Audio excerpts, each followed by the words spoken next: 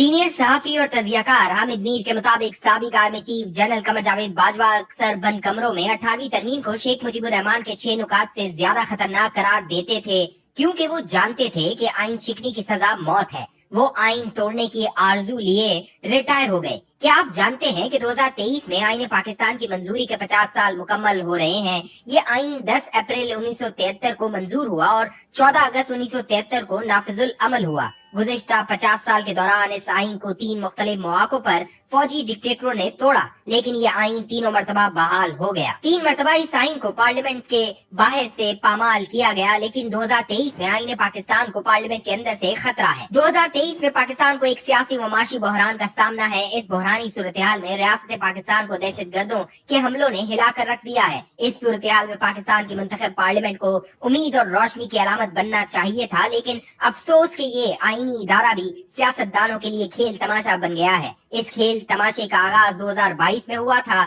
जब वजीर आजम इमरान खान के खिलाफ एक तहरीक अदम एतमाद लाई गई। इमरान खान ने तहरीक अदम एतमाद का मुकाबला करने के लिए गैर आईनी हथकंडे इस्तेमाल किए। उस वक्त के स्पीकर कौमी असम्बली असद कैसर ने गैर आईनी अमल से गुरेज के लिए अपने ओहदे से इस्तीफा दे दिया और डिप्टी स्पीकर कासिम खान सूरी ने तहरीक अदम एतमाद पर राय शुमारी कराए बगैर इसे गैर आईनी करार दे दिया, जिसके बाद वजीर आजम इमरान खान ने कौमी असम्बली तहलील कर दी और चंद मिनट के अंदर सदर आरिफ अलवी ने वजीर आजम के इकदाम की तौसीक कर दी। मामला सुप्रीम कोर्ट में चला गया और अदालत ने कासिम खान सूरी की रूलिंग को गैर आईनी करार दे दिया। कौमी असम्बली बहाल हुई तो तहरीक इंसाफ के अरकान ने अपनी रुकनीयत से इस्तीफा दे दिया। नए स्पीकर राजा परवेज अशरफ ने फौरी तौर पर इस्तीफे कबूल नहीं किए। वो तहरीक इंसाफ को ऐवान में वापसी का पैगाम देते रहे। जब तहरीक इंसाफ ने वापसी का इशारा दिया तो स्पीकर साहब ने इनके इस्तीफे कबूल कर लिए। दूसरी तरफ तहरीक इंसाफ ने पंजाब और खैबर पख्तूनख्वा असम्बली को तहलील कर दिया। आइन के तहत दोनों सूबों के गवर्नर साहिबान को सूबाई असम्बलियों के इंतखाबात की तारीख देनी थी, मगर दोनों सूबों के गवर्नर साहिबान ने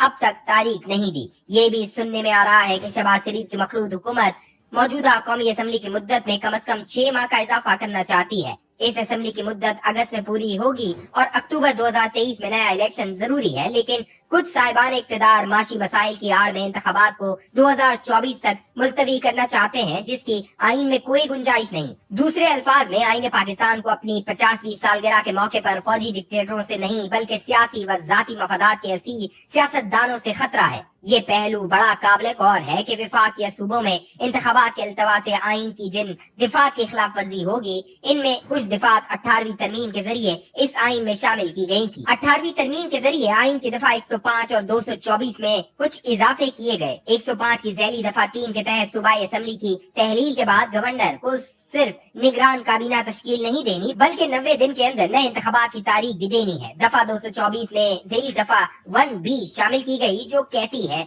विफाक और सूबों में निगरान काबीना में शामिल अरकान के खानदान के अफराद नए इंतखाबात में हिस्सा नहीं ले सकेंगे। 224 की झैली दफा 2 के मुताबिक कौमी या सूबाई असम्बली की तहलील के 90 दिन के अंदर नए इंतखाबात मुनक्किद होंगे, जिनके नताइज 14 दिन के अंदर सामने लाना जरूरी होंगे। 2010 में 18वीं तरमीम का ड्राफ्ट तैयार करने वाली आईनी कमेटी के सरबराह सेनेटर रजा रब्बानी थे और इस कमेटी में मौजूदा स्पीकर कौमी असम्बली राजा परवेज अशरफ, मौलाना फजल रहमान, मौजूदा विफाकी काबीना के अरकान सैयद नवीद कमर, इसाक डार, एहसन इकबाल, वसीम सज्जाद, SM जफर, फारूक सत्तार, अफराज सियाब खटक, हाजी अदील, इसरारुल्लाह जहरी, प्रोफेसर खुर्शीद अहमद, हासिल बजंजो और आफ्ताब शेरपाओ समेत दीगर अहम सियासतदान शामिल थे। इन सब ने मिलकर आईन पाकिस्तान में से जनरल जियाउल हक का नाम निकाला, सूबे सरहद को खैबर पख्तूनख्वा का नाम दिया, तीसरी दफा वजीर आजम बनने पर पाबंदी खत्म की, बहुत से इख्तियारात विफाक से सूबों और सूबों से बल्दियाती इदारों को मुंतकिल किए। 18वीं तरमीम का असल क्रेडिट उस वक्त के सदर आसिफ अली जरदारी को जाता है, जिन्होंने सदर के बेपनाह इख्तियारात पार्लियामेंट को वापस कर दिए। आइन की दफा 6 में कुछ ऐसे इजाफे कराए गए कि सिर्फ आइन तोड़ने वाले को नहीं बल्कि